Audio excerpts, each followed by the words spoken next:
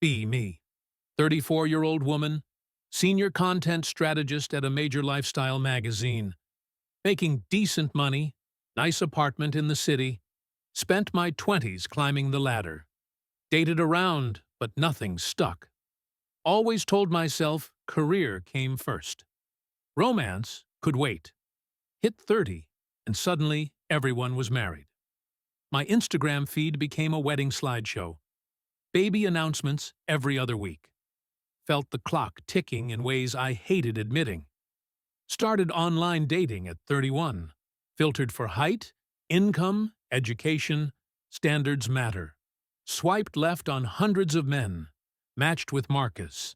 35, software architect, 6'2", good jaw, full head of hair, made $200,000 according to his profile. Owned a condo downtown. First date at an upscale wine bar. He showed up in a blazer. Nice watch, confident handshake. Asked about my career, seemed genuinely interested. Paid the bill without making it weird. We dated for 6 months. He was attentive, consistent, kind. Remembered I was allergic to shellfish. Brought me soup when I was sick. Met my parents and charmed them completely. He proposed at a rooftop restaurant overlooking the skyline. Perfect ring, perfect speech. I cried and said yes. Posted the photo immediately. 347 likes. Most I ever got. Wedding was beautiful. Destination in Napa Valley. Marcus paid for most of it. My parents contributed what they could. His family was gracious about it. Moved into his condo. Quit my stressful job to find myself. He supported the decision completely. Said he wanted me to be happy. First year was genuinely good.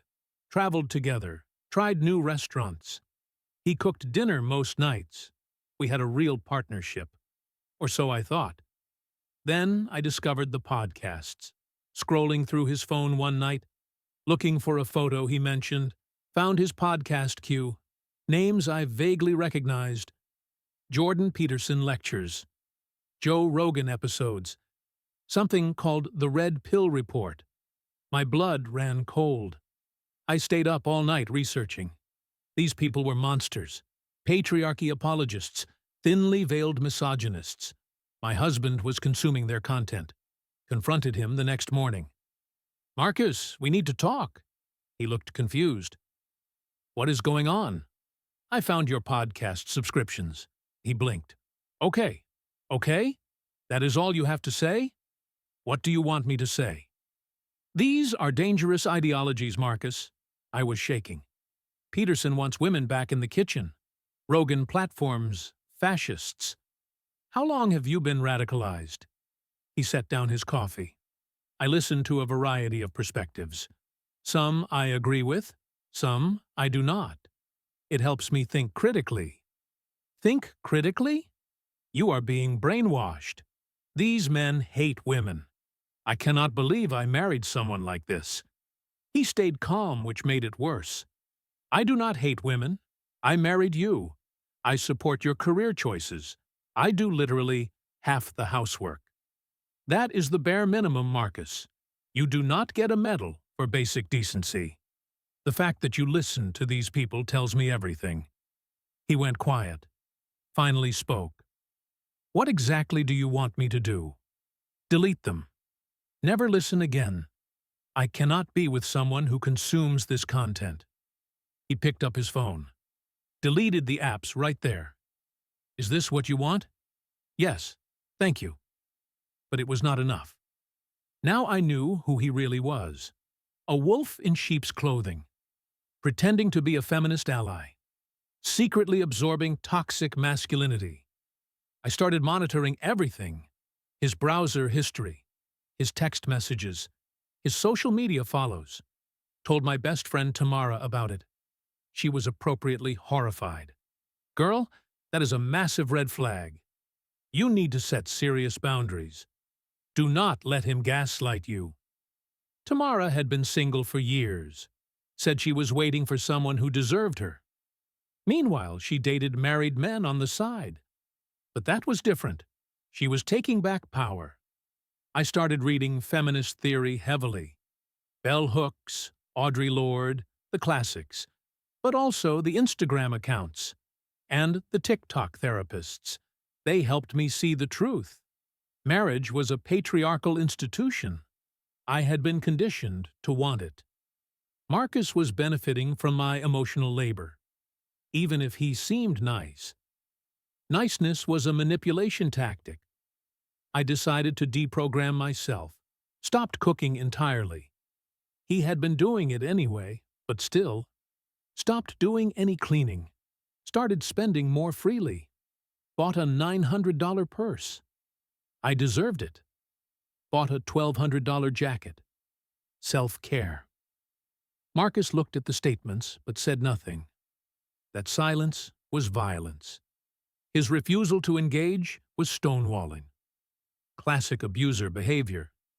I told Tamara. She agreed completely. 6 months into my awakening, I started attending a women's empowerment group, met weekly at a community center, led by a life coach named Destiny. Destiny was incredible. 44 years old, twice divorced. Both times she walked away richer. Now she taught other women to do the same. Called it financial feminism. The group was eye-opening. 10 women sharing their stories, all trapped in patriarchal relationships, even if their husbands seemed supportive. That was just the sneaky kind of oppression. One woman, Rachel, complained her husband worked too much. Classic avoidance. Another, Janet, said her husband was too available. Codependency and control.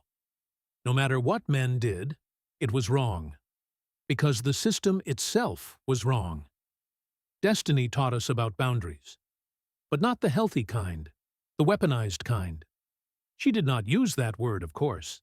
She called it centering yourself. If your husband wants intimacy, and you do not, that is him treating you like an object. If he does not initiate, he is withholding affection as punishment. You cannot win because he is not playing fair. I brought this wisdom home. Started testing Marcus. Would he ask about my day? Controlling. Checking up on me? Would he not ask? Indifferent. Does not care. I kept a mental scorecard. Every interaction was evidence. Building my case. For what? I was not sure yet. But I would need it eventually. Marcus noticed the change. You seem distant lately. I am just processing. Processing what? My lived experience, Marcus. You would not understand. He tried harder, which proved he was manipulative. He gave space, which proved he was abandoning me. I told Tamara about this bind. She said it just showed how men could never win, which meant we were winning. The intimacy dropped to almost nothing. He would try. I would refuse. Not tonight. I do not feel connected. What can I do to help you feel connected? If you have to ask, that is the problem. He stopped trying after a few months. I told the empowerment group. Classic withholding. They nodded knowingly. Destiny said men always show their true colors eventually. I started talking to Derek, co-worker from my old magazine job. We reconnected on LinkedIn. Then texts, then calls. Nothing physical, just emotional support. He understood me in ways Marcus never could. Validated my feelings. Told me I was too good for my marriage. Said Marcus sounded controlling and cold. I deserved passion and fire. The texts got flirty. I told myself it was harmless. I was allowed to have friends. Male friends. Intimate friendships were normal and healthy. Marcus found the messages. Came home one night looking pale. Who is Derek? A friend from work. These do not read like friend messages. I went on the offensive. Were you going through my phone? You left it open on the counter. So you invaded my privacy? You are deflecting. No, you are trying to control me. I am asking about explicit messages with another man. They are not explicit. You told him you wished he was here instead of me. That was out of context. What context makes that acceptable? I was venting about how disconnected I feel. So, instead of talking to me, you talk to him? I cannot talk to you. You do not listen. You just defend yourself. That is not the same as listening. He sat down heavily. What do you want from this marriage? I do not know any more. Then maybe we should figure that out. I called Tamara that night. He is trying to trap me in couples therapy. Classic move. They always want a mediator so they can play victim. Do not fall for it. I told Marcus I would consider it, but made no moves to schedule anything. Weeks passed. We became roommates, polite strangers sharing a space. I spent more time with the empowerment group, less time at home. Derek and I started meeting for coffee, just friends, physically anyway. One evening, Marcus came home early, sat me down formally. We need to have a serious conversation. Fine. What is it? I have been doing a lot of thinking. He looked exhausted. This is not working. Obviously. I think we should separate. I felt relief and fury simultaneously. So, you are giving up? I have tried for 2 years. You have pulled away completely. You talk to another man more than me. You spend money we do not have. You treat me like an enemy in my own home. Classic Darvo, I said. What? Deny, attack, reverse victim and offender. I learned about it in group. You are trying to make yourself the victim. He stared at me. I am telling you how I feel. And I am telling you that you are manipulating the narrative. We are not going to agree then. I think a divorce is the right choice. The word hung in the air.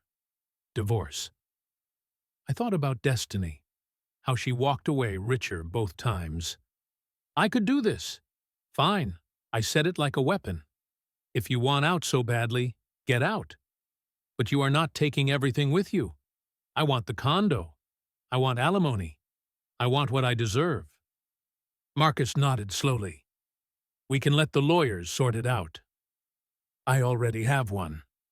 His name is Richard Chen. He is. Very thorough. I did not like how calm he was. You have been planning this. I have been preparing. There is a difference.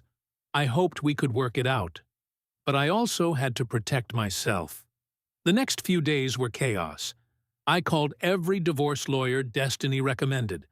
Found one named Patricia. She specialized in high-asset divorces. Charged $500 an hour. Worth it. Patricia reviewed my case. So you stopped working about 18 months ago? I was finding myself. And the spending during that time? Self-care. He never complained. She made notes. His income is approximately $200,000? Around there. And the condo. Is it in both names? I assumed so. We need to verify that. She asked about the marriage.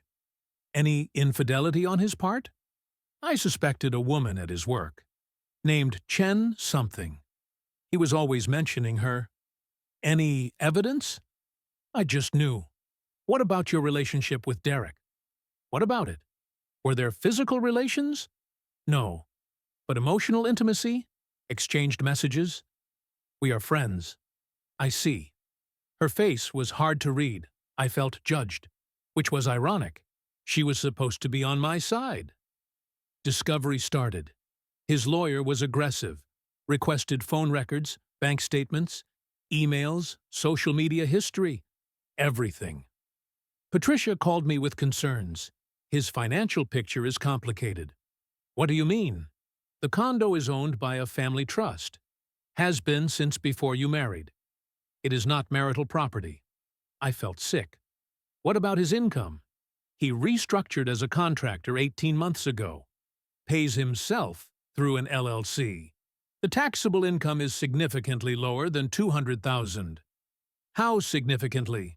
On paper, about 80,000. That affects both asset division and alimony calculations. But he makes more than that. Proving it is another matter. I called Tamara in a panic. He hid everything. Classic male financial abuse. You need to expose him. Tell everyone what he did. I posted a vague story on Instagram. Something about narcissists showing their true colors. Got lots of supportive comments. People said, I deserved better. I believed them. Then his lawyer sent a letter. They had documented everything. Every declined intimacy, dated and noted. Every unexplained purchase. Every text with Derek. Screenshots of conversations where I called Marcus pathetic. Recordings I did not know existed. Me threatening to ruin his reputation. Me admitting Derek meant more to me. Patricia looked grim. This is extensive. He had been building a case for over a year. His therapist provided records showing emotional distress. 3 friends gave statements about your behavior. His mother documented a Thanksgiving incident. What incident? You told her that her son was a disappointment, and that she raised him wrong. I was joking. She was not laughing. They are claiming constructive abandonment, the intimacy denial pattern, plus emotional affair with Derek, plus financial irresponsibility. This significantly weakens your position. I cannot believe this. He was planning this the whole time. He was documenting, probably hoping to avoid exactly this situation. The settlement offer came a week later. 50,000 lump sum. No alimony, no claim to the condo. I keep my personal belongings. 30 days to respond. That is nothing. I gave him 3 years. Patricia sighed. You spent about 60,000 in those 3 years, without meaningful income contribution. The court may see this as equitable. I wanted to fight. Destiny told me to fight. The group told me I was being robbed. But Patricia showed me the math. Going to trial would cost another 40,000 minimum. With his documentation, I would likely lose. The emotional affair complicated everything. Derek had ghosted me anyway. Turns out he had a girlfriend the whole time. I took the settlement, signed the papers in Patricia's office. Marcus was not there, just lawyers and paperwork. 50,000 after her fees, about 35,000 after taxes and moving costs, maybe 25,000. 3 years of marriage. Reduced to a check. I moved in with Tamara temporarily. Her apartment was small. She complained about the inconvenience, even though she called me her best friend. Marcus kept the condo, kept his life basically intact. I saw his Instagram once, hiking with friends, smiling, no sign of devastation. I showed Tamara. He is faking it. Men do not feel things like we do. He is probably dying inside. She agreed loudly. But late at night, alone on her couch, I wondered, had he been unhappy? Had I made him unhappy? Was any of this his fault? I pushed the thoughts away. Dangerous thinking. Internalized misogyny. I had been right to have standards, right to have boundaries, right to protect myself. The empowerment group welcomed me back. Now I was one of the success stories. Destiny called it an escape, said I had gotten out before he destroyed me. The group nodded supportively. I told the story, her way. Controlling husband, hidden assets, emotional manipulation, financial abuse. They believed every word. Why would I lie? Got a job at a smaller magazine, making half what I used to. The gap in my resume was hard to explain. Finding myself did not impress hiring managers. Tamara asked me to move out after 2 months. She needed her space back. Plus, her married boyfriend wanted to visit more. Could not have a roommate around for that. Found a studio apartment in a rough neighborhood. Nothing like the condo. Nothing like my old place either. but it was mine. At least, until the lease ended. Derek texted once, said he was sorry things got complicated, asked if I wanted to get coffee. I almost said yes, then blocked him. I still go to the group meetings, still listen to Destiny, still believe the things she taught me. Mostly, but sometimes, sitting in my studio at night, eating takeout alone, watching shows I used to watch with Marcus. I wonder about different choices. What if I had actually talked to him? What if I had seen a real therapist? What if I had not listened to Tamara and Destiny? What if Jordan Peterson was just a boring lecturer? What if I invented problems that were not there? The thoughts come faster now, harder to push away, harder to blame him. I had boundaries. Everyone says boundaries are healthy, empowering, feminist. But were they boundaries? Or were they walls? Was I protecting myself? Or punishing him? I do not know anymore. The certainty I felt is gone. Destiny's voice sounds different in memory. Less wise, more bitter, less empowering, more lonely. Tamara got dumped by her married boyfriend. His wife found out. Now she posts about how all men are trash. I like the posts, but I do not believe them anymore. Marcus was not trash. He was just a man, trying to be a good husband. While I looked for reasons to be unhappy, I found plenty, manufactured more, turned everything into evidence, until I proved myself right. Now I have my proof. I was right to leave, right to fight, right to demand better. But better never came. Just worse in different ways. Alone in a studio, far from the life I wanted. I had standards, high ones. Everyone said so. Destiny, Tamara, the group. Funny how all of them are alone, too. Funny how none of them are happy. Funny how the advice they gave led me here. The ceiling fan in my studio is broken. Makes a clicking sound all night. I cannot afford to fix it. Cannot afford to move. This is empowerment. This is independence. This is what I chose. Marcus is probably sleeping peacefully, in his quiet condo, with his reasonable podcast queue, and his documented evidence, and his new life. I hope he found someone who actually talks to him, someone who does not keep score, someone better than me. That is a hard thought to have. Admitting I was not good. Admitting I was the problem, or at least part of it. But it is 3 a.m., and I am alone. And the fan keeps clicking, and the truth feels closer in the dark. I had boundaries. I stood up for myself. I listened to experts. I did everything right. The fan clicks. The darkness waits.